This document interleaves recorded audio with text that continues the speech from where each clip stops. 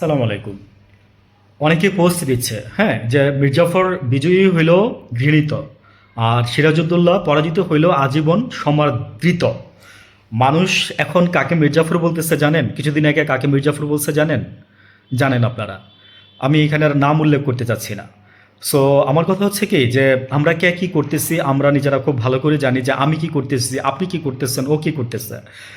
ওই যে দেলোয়ার হোসেন সাইদি সাহেব একদিন বলছিল যে লন্ডনে পৌনে ৩টার সময় রাস্তার মধ্যে ট্যাক্সি ক্যাব চালক, রাস্তা ফাঁকা, একটাও গাড়ি নাই, তারপরে গাড়ি স্টপ হয়ে গেছে সিগন্যালে আইসা। জিজ্ঞেস করছিলাম কেন ভাই যাও না, আরও ৫০ বছর আগে। তখন ড্রাইভার বলছে না স্টপ, আমি যাইতে পারবো না। আমি এই গল্প বলে ফেলছি আগে, আমি তাই এখানে বলতে যাচ্ছি না। তো ওইটাই বলতে যাচ্ছি যে বিচার করবে একমাত্র আল্লাহ, বিচার করবে একমাত্র আল্লাহ তাআলা। আর ওই সিসি ক্যামেরা যখন গাড়িটা ক্রস করবে তখনই ছবি উঠবে, এর আগে উঠবে না, এবং ফাইন হবে। তাহলে কে নিয়ন্ত্রণ করতেছে এবং ওই বুদ্ধি মাথায় কে দিচ্ছে? আল্লাহ দিচ্ছে না? আপনারা যে যত বড়ই মনে করেন যে আপনারা নিজেদেরকে চালাক মনে করেন না কেন, ওনার কাছে একদিন ফিরে যেতে হবে, ওনার কাছে একদিন ফিরে যেতে হবে এবং জবাব দিতে হবে। আজকে এই যে দেখেন মির্জা আব্বাস সাহেব অসুস্থ হয়ে, হ্যাঁ, উনি কি ভাবছিল যে এই রোজার মাসে এই যে তফসিল ঘোষণার পরে হাদি ভাই মারা যাবে, হাদি ভাই খুন হবে, হাদি ভাই ভাবছিল?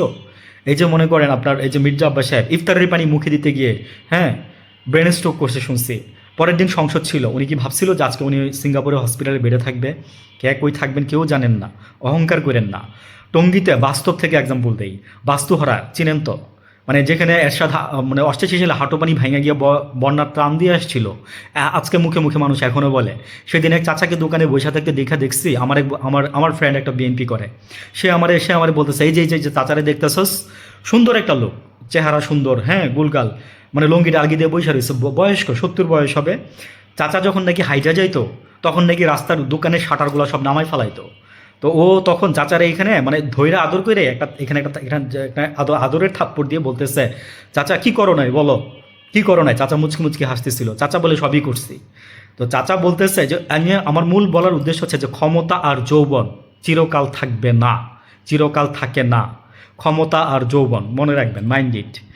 আপনার ক্ষমতা এবং যৌবন চিরকাল থাকবে না, আপনার একদিন সেটা নিচে নামবেই। এবং আপনি যাদেরকে এই যে যাদেরকে আজকে যাদের প্রতি জুলুম করতেছেন, হ্যাঁ, জুলুম বলতে শুধু একটা মানুষের প্রতি জুলুম না, একটা দেশের প্রতি একটা দেশ জুলুম করে।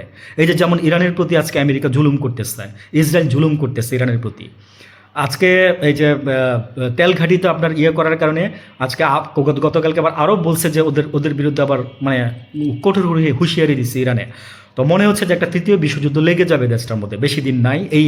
এবং এটার কারণে অর্থনীতি দেখবেন যে চেঞ্জ হয়ে গেছে, ব্রিক্স চালু হবে এবং হরমুজ প্রণালীতে বাধ্য করা হয়েছে আপনার ওই চীনা মুদ্রা দিয়ে তেল কিনতে, হরমুজ প্রণালী।